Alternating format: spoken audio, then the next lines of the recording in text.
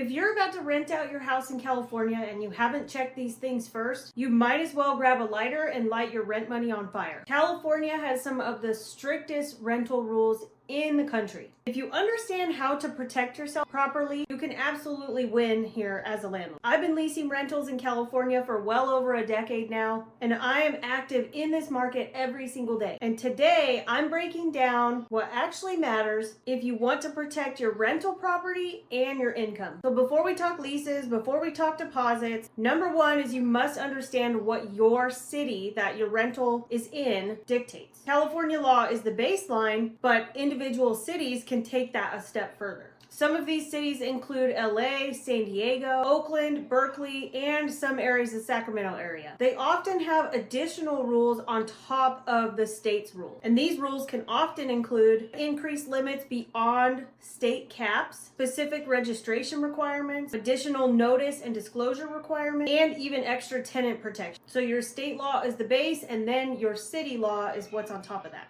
So don't go in blindly, and make sure that you understand your city's laws first. It starts with knowing your local overlays. Now, this area is where most landlords actually create a lot of risk for themselves, and usually it's done on accident. And this has to do with fair housing. The protection as a landlord here is fairly simple. Treat everyone the same, use written rental criteria, use consistent messaging, and avoid trying to make emotional decisions. Where a lot of landlords really get tripped up is with an inconsistent screening process. So if you have a written screening process and written rental criteria, standard showing messaging, a standard application process, and well-documented communication, then you as a landlord should be able to avoid most of the risk that gets accidentally created here. And of course, staying consistent is what protects you. Another area where landlords get tripped up because they simply just don't understand it are with statewide rent caps, which is dictated by AB 1482. So California's statewide rent cap law, AB 1482, limits annual rent increases to 5% plus CPI with a hard stop at a 10% max per year. Now, if your property falls under this law, you as a landlord must provide written notice clearly stating whether the property is subject to this or exempt, and include the reason for the exemption. So common exemptions to AB 1482 include single-family homes not owned by a corporation or real estate investment trust, owner-occupied duplexes, certain newer construction, and some condos depending on the ownership structure.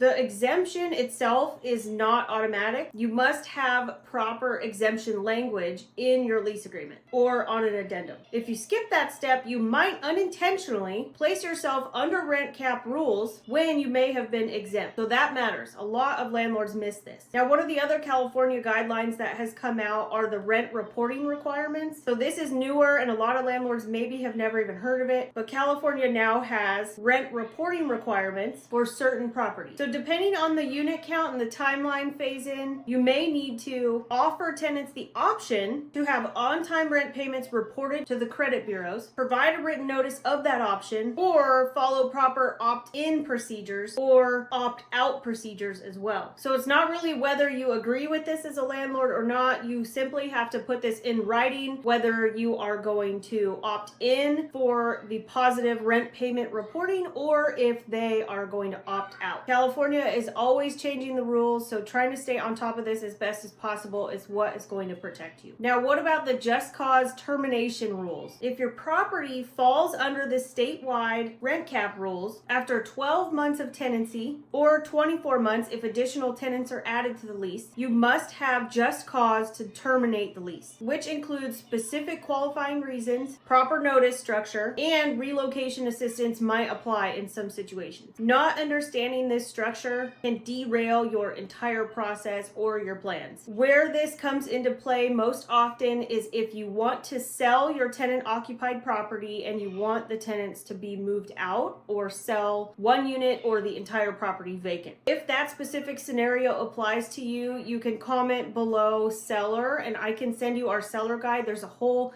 detailed section on this entire process, and if you were wanting to sell your property while deciding whether to vacate tenants or sell with tenants in place. Okay, now back to it. Where a lot of landlords get derailed is when it comes to security deposits. So California's got very strict guidelines on security deposits. You must understand deposit limits, which is the maximum amount of deposit you can hold onto from a tenant, the timelines for returning the security deposit funds, the timeline for providing itemized deductions and the security deposit disposition letter, and what document standards are required for deducting from the security deposit. Deposits are one of the biggest areas where disputes arise between landlords and tenants if handled incorrectly. So protection for a landlord here means clear documentation, pre-move-in photos, doing a pre-move-out walkthrough, move-out photos, and then photos after repairs have been done, and proper documentation for repairs and invoices and things like that. If you have a clean process and you're going to deduct from the security deposit, this documentation is what matters if a dispute ever arises. So when it comes to your lease agreement, what matters more than a massive lease agreement? Most landlords get this wrong, especially in California. They think that protection equals a 40-page massive lease, or maybe they just borrowed a lease from the realtor that sold them the property. But a lengthy, bloated lease can cause tenants to become very confused, landlords to be confused, contradictory language, or lack of disclosure, or language that doesn't protect you if a dispute did ever arise. So what matters more than word count and page count on your lease are having your proper exemption notices, a clear rent cap disclosure, correct lease termination language, having a section in there for compliance on rent reporting, and alignment with your city-specific regulations, on top of course, when rent is due, how rent should be paid, late fees, all the basics. Most landlords don't struggle because they're bad people. They really just struggle because they don't have a system. And California, believe me, is not the place you want to wing this. So if you learn to lease your rentals properly in one of the most regulated states in the country, doing this in other states is going to be a literal cakewalk. Learning the process in California trains you to be extremely thorough. So if you do take your money and exit the state and move it into a rental in another state that's more landlord friendly, you are going to be over prepared. So if you're planning to rent out your home in California, or even sell your rental in California and move it into another state, I put together a free landlord training that walks you through our exact leasing system that we use literally every single day, where we cover our standard messaging, standard screening process, and all of our other processes built with a California base, but usable in literally any other state, because the process itself is basically the same, but there are small tweaks based on the city that your rental property is located. So you can grab that training at the link below in the description. If you can lease your property here in California, you can lease your property anywhere. And as always, happy landlording!